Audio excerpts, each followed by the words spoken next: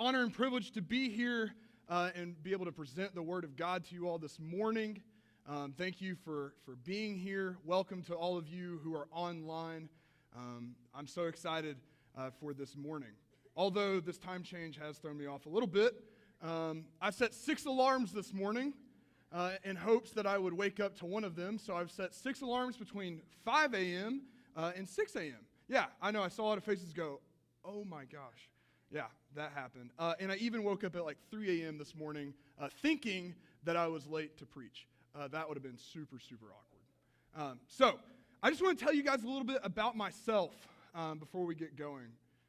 Growing up, I was adopted. I was adopted at 2 weeks old from a Christian adoption agency in East Tennessee. I have amazing, loving parents. I think they're watching at home right now. It'd be awkward if I gave them a shout out to my mom and dad, but they weren't watching. I grew up in the church, but as I was growing up, I'm going to confess one thing. I was a little bit rebellious, but I wasn't so rebellious that like my mom and dad, I got in trouble a lot, or I got sent to the principal's office a lot, or anything like that. But I was always pushing the line just like a little bit further and further. And I was always dancing on the line, whether it was like super bad or if I was just okay. But I never got in super bad trouble. But no matter what I did, my mom and dad, they were always there. They always forgave me for the stupid things that I did. They always forgave me for whatever the case may be. My mom and dad were always there. This morning, we're going to be diving into one of the more familiar stories in the Bible. We've read it time and time and time again, but I think that we should often be reminded of it and read it time and time and time again. You see, to me, this story that we're going to dive into, I read it and I say, it's my story. A story of a son, unlike myself, who didn't just push the line, but he like went way away from what his mom and dad had for him.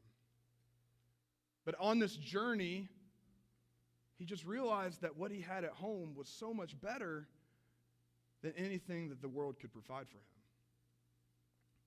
This is the story or the parable of the prodigal son, or the parable of the lost son, depending on your translation. But here's the thing. My hope this morning is to maybe open our eyes to a different character in the story. You see, there's 3 characters in the parable of the prodigal son. Oftentimes, I think we can read about, just like myself, the prodigal son and say, oh, that's me. That's my story. Or maybe you can even read it and you can see the eldest son who's at home and obeying the rules and never disobeying his father. Maybe you can say, that's me. But you see, I think by doing one of these 2 things,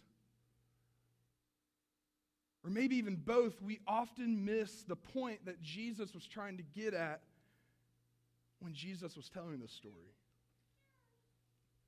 Fred Craddock, an author, a great preacher, Johnson University alum, woo woo. He says this about the parable of the prodigal son. He said, this parable is not about sin. This parable is about love, forgiveness, and joy. Therefore, contrary to what we might think as being the gist of this story, the main characters of this parable, it's not the lost son or the oldest son. The main character is, in fact, the forgiving father. And so, if you have your Bibles, will you go ahead and turn with me to Luke chapter 15, verses 11 through 32. And as we go through the story together this morning, we're going to talk about all 3 of these characters. Because I do think it's important that when we're reading this, we're going to see reflections in the eldest and the youngest son of people that we see in society. Or if we're being honest with ourselves, we might even see a reflection of who we see in the mirror. But you see, as the forgiving father is the main character of the story, when we talk about the forgiving father, we see God. We see God and how he loves us no matter what. So if you're taking notes, feel free to do so. I encourage it. If you have the RCC mobile app, follow along in the outline. There'll be some questions and fill in the blanks and some comments kind of stuff. But before we do that, will you pray with me this morning? Father God, thank you for everything that you've done for us. God, thank you for your promise of what you will do for us. Lord, I pray in this moment that we open our eyes and our ears, our hearts and our minds for what you're about to say to us through your word. God, move in this place this morning. Move in our homes. Move in our hearts. Lord, at this time, I stand behind the glory of your Son who died on the cross for our sins. Let your glory be seen. Let the words of my mouth and the meditation of my heart be acceptable in your sight, O Lord, my rock and my redeemer. Amen. Before we begin reading, we're going to have a little English lesson this morning at church. Who loves English? Woo! Woo! English. Yeah! I want to focus on the word prodigal. And specifically, the adjective. See, I'm not very good at English. The adjective part of the word. I don't know. I went to the Bible college. But prodigal has many definitions, but we're going to focus on two this morning. And before we begin reading, I want to read the first definition. Prodigal means spending money or resources freely and recklessly, wastefully extravagant. Now, with that in mind, let's read about the prodigal son. This is Luke chapter 15, verses 11 through 20. Jesus continued, "There was a man who had 2 sons. The younger one said to his father, 'Father, give me my share of the estate.' So he divided his property between them. Not long after that, the younger son got together all he had, set off for a distant country, and there squandered his wealth in wild living. After he had spent everything, there was a severe famine in that whole country, and he began to be in need. So he went and hired himself out to a citizen of that country, who sent him to his fields to feed pigs. He longed to fill his stomach with the pods that the pigs were eating, but no one gave him anything. When he came to his senses, he said, 'How many of my father's hired servants have food to spare, and here I am starving to death? I will set out and go back to my father and say to him, Father, I have sinned against heaven and against you. I am no longer worthy to be called your son. Make me like one of your hired servants.' So he got up and went to his father. But while he was still a long way off, his father saw him and was filled with compassion for him. He ran to his son, threw his arms around him, and kissed him." I mean, what better word to describe this young son than prodigal? We can totally see how this word plays out in his actions, right? He spent everything that he had the most wastefully extravagant way possible. But let's look at what he had for a second. What kind of money did the young son have? We read that the youngest son asks his father for his share of the inheritance, which would be 1/3 of the estate. Historically, the eldest son would earn double the youngest son because he would be considered the heir to the estate. So what he's pretty much doing, and I think we all know what an inheritance is, I think we all understand when we typically receive our inheritance. The youngest son is practically asking for what is rightfully his before it was time for him to earn his inheritance, aka before his father's death. The young son is practically looking at his father and he's saying, I wish you were dead. And I wish I was dead to you. He's trying to cut off all relation, all connection with his father. I mean, the audacity of this kid, huh? Fathers, imagine if your child came up to you and said, I want my inheritance. What would you do?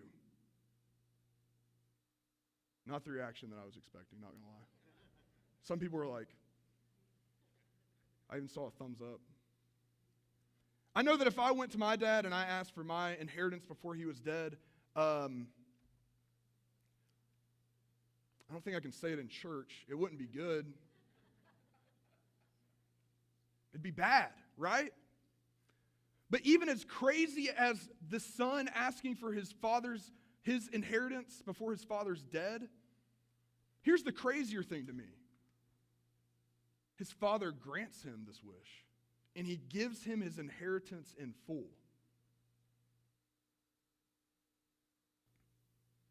And not only did he leave the country after receiving his inheritance, or leave his father's home, we read that he goes into a distant country, probably a pagan country.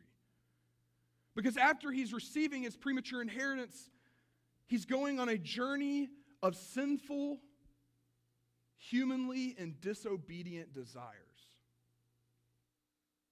He's wanting to live recklessly, without thinking of remorse. All he had on his mind was the fulfillment, the happiness, and the joy that he thought the world could bring him. And boy, did he live it up. He spent everything. He was only living for the here and now. But all good things have to come to an end. And we read that after the money is gone, a famine strikes the land. And he's in need of money. So what does he do? He gets hired on to work the fields and to feed the pigs. But it turns out that he's still not making enough money to even afford the food that the pigs were eating. What started as a journey of extravagant spending, happiness, adventure, turns out to be a journey straight to the muck of a pigsty. His willful disobedience towards his father lands him in the filth of the nastiest farm animal any of us can imagine, where he can't even afford the slop that the pigs are eating.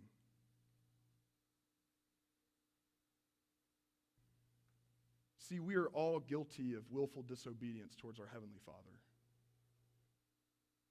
Paul says in Romans chapter 3, verse 23, "For all have sinned and fall short of the glory of God."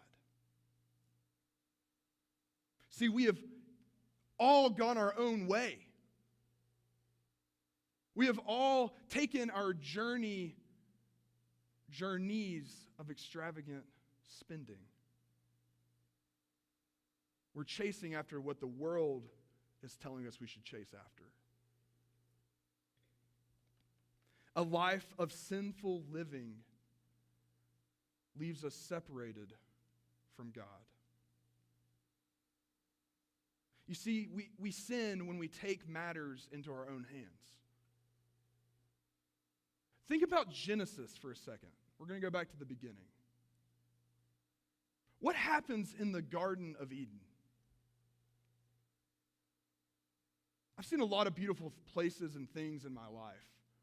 But the Garden of Eden was like 1,000,000 times more beautiful and gorgeous than anything that we've ever seen.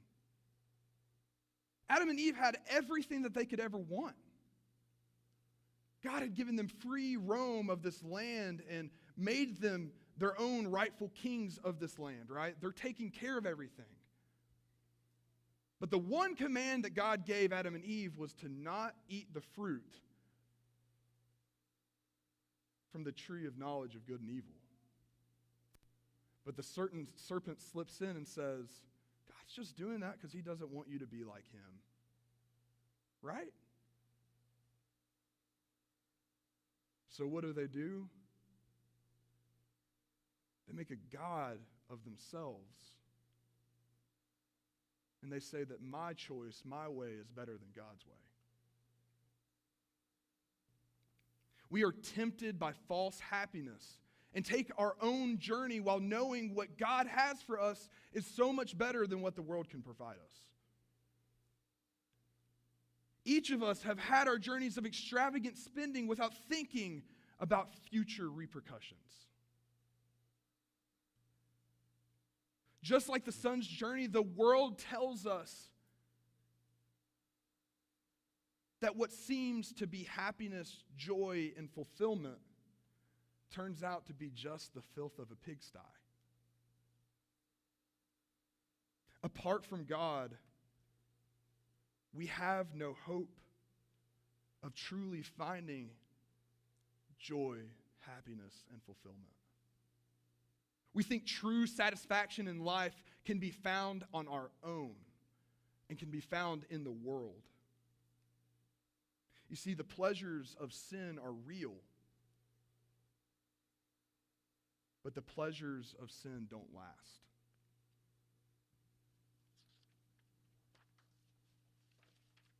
You see, while the son is at the lowest of the low, he's in this pigsty. He's deciding and mustering up the courage to go and ask for his father's forgiveness. But see, before this, the young son doesn't dare to confront his sin. Why? Because he loves his sin.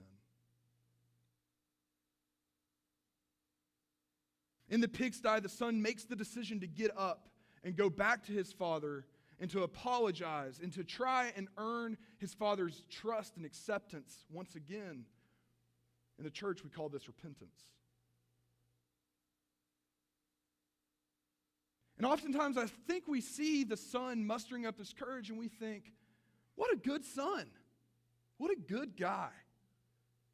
He's going to get up and he's going to go and repent of his sins and he's going to try to earn his father's acceptance and trust. He's going to go work in the fields. But look how selfish this form of repentance is. He's disobeyed his father, wished his father dead, severed all relationships with his father, spent everything that he had, and he still wants to be hired and earn more money as his father's servant. He still thinks after everything that he has done, his father owes him something which he doesn't deserve. Sin has hardened his heart and blinded him from truly seeing his selfish desire to take advantage of his father and to be his own God. I want us to be honest with ourselves for a second. How often has this happened to us with God? How often do we see what God has for us, decide to go on our own sinful journey just to come back time and time again, expecting more and more from God? How often do we believe in our own decision making instead of God's? You see, the son didn't deserve to come back as a hired worker. And honestly, the son didn't even deserve to come back home at all. Yet he thinks it's okay to approach his father and ask his father for more money for hired labor. We don't deserve what God has freely given us. But our pride and prodigal selfishness tells us we deserve more than what he has freely given us. We're going to fast forward for a second. We're going to talk about the oldest son. But I promise we're going to talk about the forgiving father here in a second. Just hang with me. So this is Luke chapter 15, verses 25 through 30. Meanwhile, the older son was in the field. When he came near the house, he heard music and dancing. So he called one of the servants and asked him what was going on. Your brother has come, he replied, and your father has killed the fattened calf because he has him back safe and sound. The older brother became angry and refused to go in. So his father went out and pleaded with him. But he answered his father, look, all of these years I've been slaving for you and never disobeyed your orders.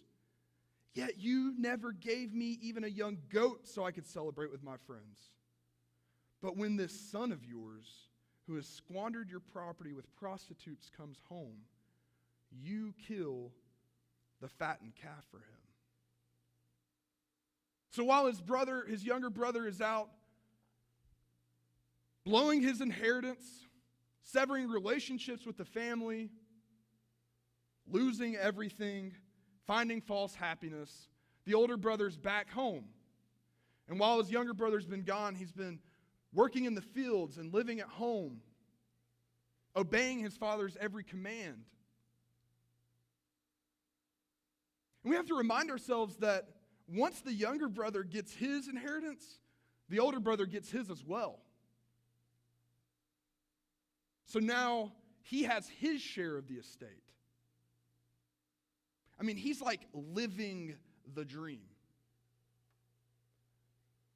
Doesn't pay for his own bills, doesn't pay for his own groceries, has more money than he knows what to do with, and I'm assuming mom is making homemade dinners every night.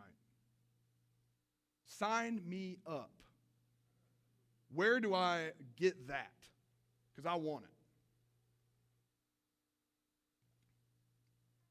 While he's hard at work and living the dream, he hears some type of commotion.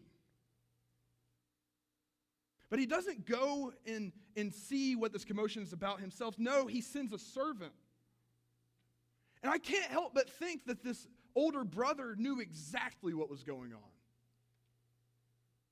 These type of parties aren't thrown every day. But it's almost like he refuses to confront the reality of his youngest son coming back home. So not only does he not beg his brother to not leave or to advise him or warn him about the decisions that he's making and warn him of the repercussions that his decisions will have, he doesn't even welcome him home. Now, I'm an older brother myself. My brother is 22 or 23, I forgot. 22 or 23, and he serves in the U.S. Air Force. And this interaction, well, lack of interaction, is so bizarre to me. Remember how I said how I was rebellious, but I was just pushing the edge? I was seeing how far I could go. I don't think my brother would mind me saying this. My brother was rebellious, he was way over the line. But even though I tried to warn him of some of his decision making and say, hey, you're not going to like the outcome of this. But even when he decided to make his own decisions and go ahead with his plans, I was so excited to see him come back home every single time. I love my brother. But we see that this is not the oldest brother's reaction or attitude. No, instead, he is furious that his father is going to throw his brother a party. He even confronts his father, and I can only imagine him yelling at his father and saying, after all these years of me working in the field and obeying you, I don't even get a young goat to celebrate with my friends. But your son, this son of yours, comes home after blowing all your money on scandalous things. You're going to throw a party and kill the fattened calf for him? Does this remind you of some of the people that Jesus was talking to and dealing with at this time? Maybe the Pharisees. So even though while the party's still going on, the oldest brother sits and sulks, feels sorry for himself. The oldest brother feels as if the rules he has been following to a T, those are the things that should be celebrated. He doesn't see the beauty that is his son, his brother, coming home. Listen. Youth, this is going to sound familiar. Rules don't bring transformation. Only beauty brings transformation. Tim Keller says, if you think goodness and decency is the way to merit a good life from God, you will be eaten up with anger because life never goes as we wish. Just because the oldest son never disobeyed his father and continued to work for him doesn't mean that he deserves more than he already has. Self-righteous pride has caused the oldest son to think that he is the one who deserved the party because he never once did anything wrong. But like his younger brother, sin has hardened his heart and blinded him from truly seeing his selfish desire to take advantage of his father and to continue to be his own God. You know, I think oftentimes we do things in order to please God so we might get something in return rather than doing something for God because of who he is. Tim Keller also says this: careful obedience to God's law may serve as a strategy for rebelling against God. Just because we feel like we are obeying God's law doesn't mean our hearts are changed by the beauty that God has given to us through Christ. What someone appears to be on the outside doesn't mean they're reflecting something from their heart. I want you to be an outsider looking in on this story for a second. Everybody close your eyes. Picture the older son working in the field, obeying the house rules, obeying his father's commandments, not leaving. He's probably saving a good amount of money, a good steward. What would you think of the older son without knowing him? Would you ever think that he would lash out the way he did towards his father upon his young brother's arrival? I know I wouldn't. It would be a huge shock for me to see that. But we can't read a book by just looking at the cover, right? Unfortunately, I see this happening in the Big C church today. People go to church. They might appear to be following God's commands and being right with God. Yet, in the words of Tim Keller, rebel against God by trying to obey the rules. And then when something doesn't go their way, or they disagree with something or someone, our inner self-righteousness shows its true ugly self. We have fallen in the trap of thinking that the rules we have deceived ourselves with are what bring transformation in our lives, rather than the beauty God brings to us in Christ for our transformation.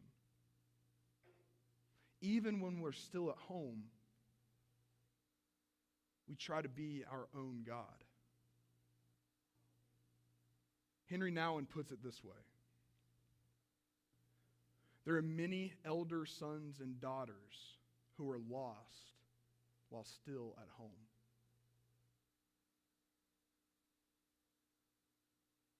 All right.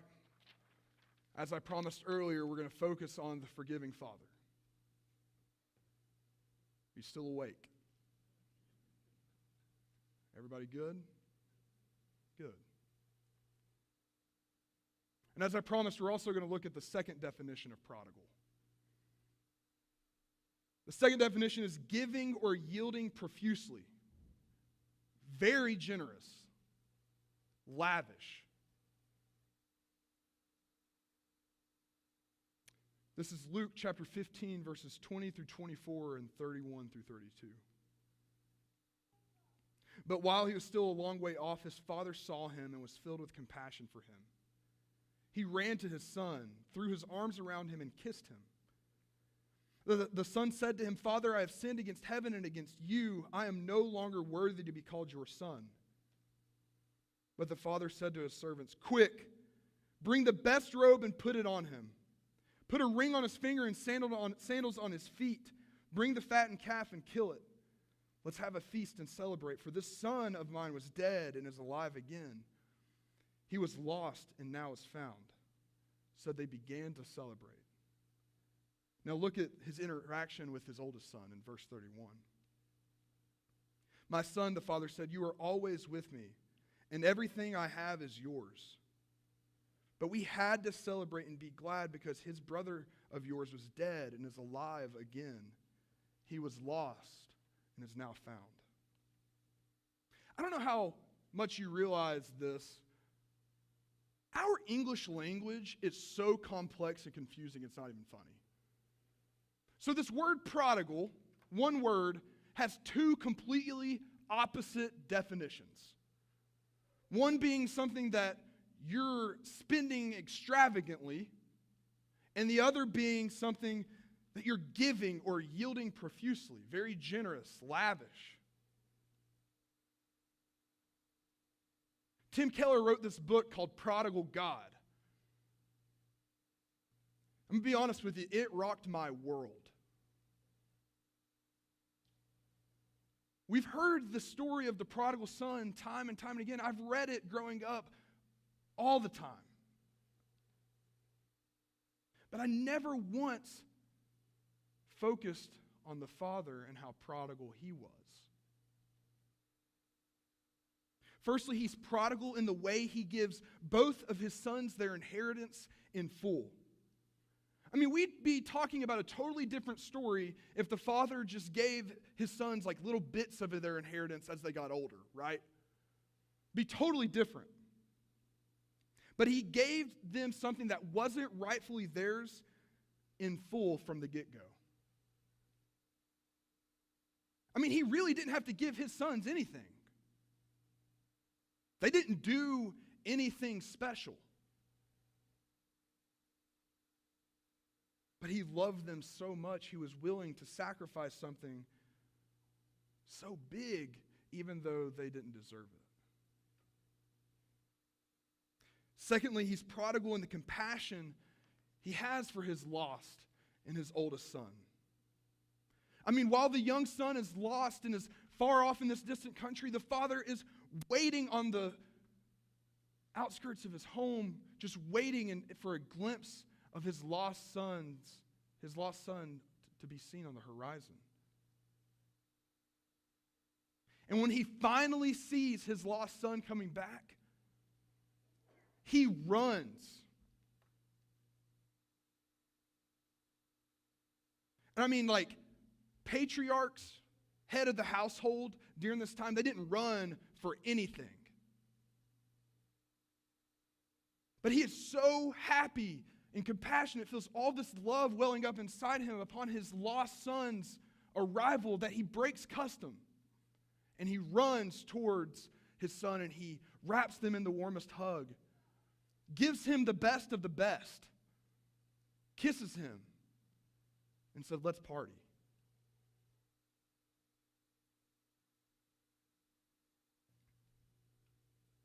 And he still has compassion towards his oldest son. That even though he's still so angry, the father looks at him and says, I still love you so much. Nothing has or ever will change our relationship. Thirdly, he's prodigal in forgiveness. As the son is apologizing, as he's repenting and trying to right his wrongs, the father stops him in his tracks. I mean, remember, the youngest son wants to be hired on and asked to be paid more as a hired servant. But the father doesn't even let him get the words out. And he says, you're not going to be a hired servant. You're going to have the best of the best. I'm throwing this giant party for you. And even though the oldest son is sulking and just wallowing in his self-pity and self-righteousness and so angry towards his father, the father forgives him and, like I said, says, I love you just as much as I ever have. Church, we serve a prodigal God. God lavishly forgives us before we can even mutter an apology. He pours out his grace over us every second, every minute of every day. And he loves us recklessly without looking at the wrongs that we have done. God doesn't say, I've already given you something, no more. Just like the father in the parable, God never holds any accounts of our wrongdoings against him.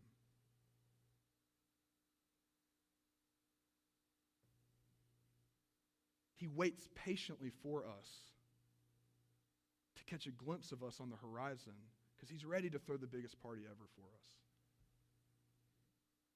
And God loves everyone, no matter who you are.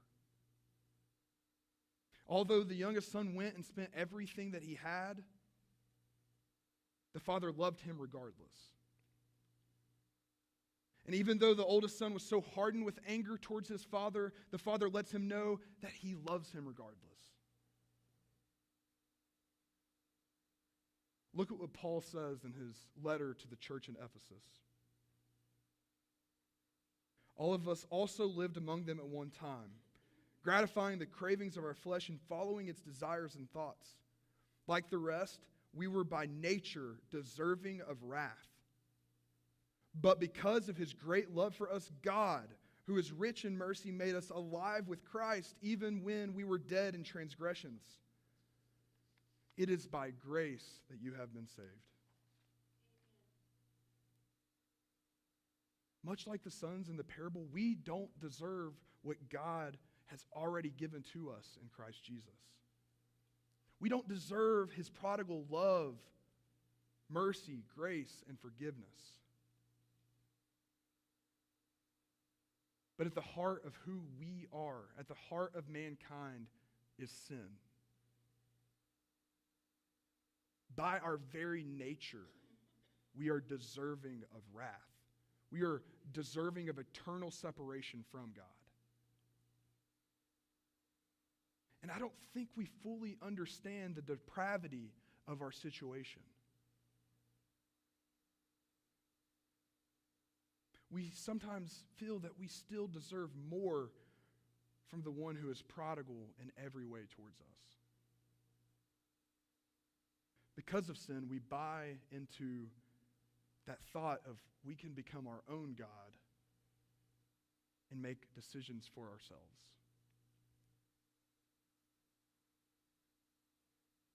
But even then, God is still prodigal towards us. And he continues to love us in such a prodigal way.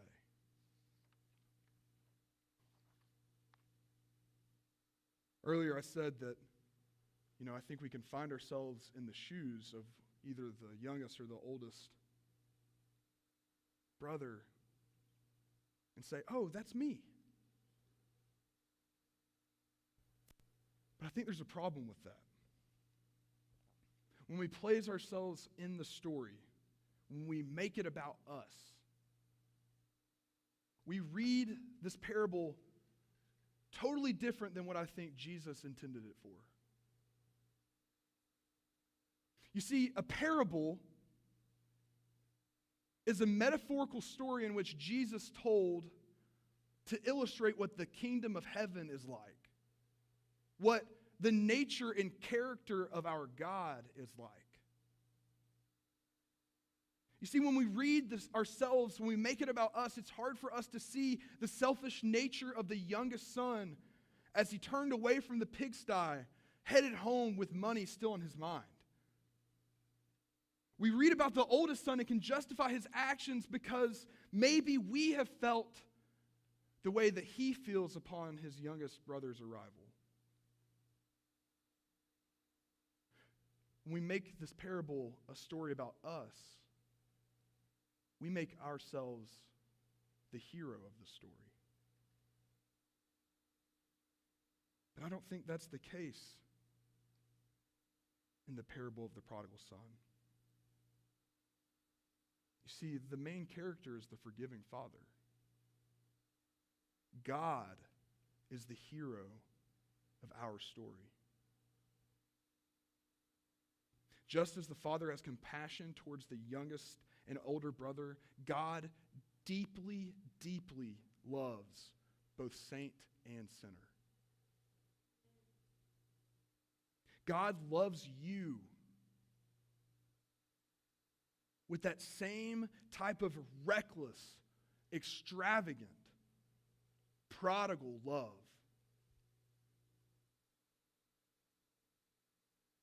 But I do think that we see reflections of ourselves within the youngest and older son. Maybe you've made decisions of disobedience towards God. Maybe you've left home on a journey of prodigal living, taking for granted everything God has already done for you. And maybe you've even decided to come back to him, ready to confess and repent what you've done, but still have this self-centered, self-gratifying intention in your heart. Maybe you don't want to deal with your sin because you love your sin. Or maybe you're like the older brother. Maybe you've stayed at home living a comfortable life, obeying the rules. You have everything that you could dream of. You've obeyed the house rules. You've obeyed God. And you think that you're pleasing God. But when life doesn't go the way you plan, your self-righteous anger flares. And you see that you weren't trying to please God because of who he is, but because you feel like you deserve something that isn't promised to you. Maybe you find yourself trying to replace God with your own God. Whichever brother you find yourself being reflected in, this story isn't about how good or how bad we are. No, this story is about forgiveness, love, grace, and mercy shown by the Father to his two sons. Listen to what Charles Spurgeon says. Slow are the steps of repentance, but swift are the feet of forgiveness. God is the hero of our story. He freely gives us the most cherished gift of all. And that gift can't be bought with any amount of money. It can't be earned with any amount of work that we do. He loves each and every one of us with a reckless love, swift to forgive, and he is quick with compassion, and he holds zero wrongs over our heads. We don't deserve the gift of Christ, but because God is so prodigal towards us, we are now reconciled with him, and one day we'll be welcomed back home with the best of the best, with a hug and a kiss and the biggest party imaginable. And I don't know who needs to hear this morning, but sin has not stripped your identity in the eyes of God. You are his child. No matter what you've done, where you've been, what you've seen, how you've acted, what you've said, God loves you so, so much. He is prodigal in how much he loves us. And it's seen by the cross of Christ. Our prodigal God is waiting for us. He's gazing out on the horizon, and he's waiting for his prodigal sons and daughters to come back home. He's waiting to welcome us home with his prodigal love, mercy, grace, and forgiveness. All we have to do is ask. Will you pray with me? Father God, you're a prodigal God. You're a prodigal God, rich in love, mercy, grace, forgiveness towards prodigal sons and daughters. Lord, forgive us for thinking that our way is better than your way. Lord, mold us and make us into your Son.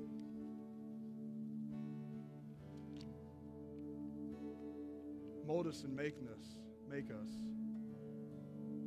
to be like him. We love you so much. And we're so thankful for your prodigal gift of salvation. It's in your precious and holy name that we pray.